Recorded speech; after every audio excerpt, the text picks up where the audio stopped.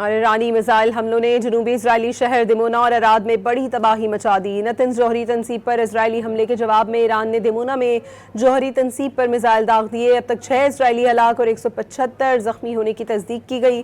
ہولناک حملوں کے بعد اسرائیل نے پورے ملک میں تعلیمی اداروں میں چھٹی دے دی۔ اسرائیلی وزیر اعظم نتن یاہو جنوبی اسرائیلی شہر دمونا اور اراد میں ایران کے جوابی حملوں سے پریشان ہو گئے۔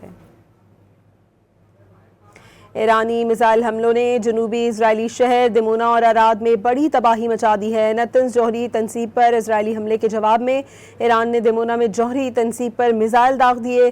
اب تک 6 اسرائیلی ہلاک اور 175 زخمی ہونے کی تصدیق کی گئی ہے۔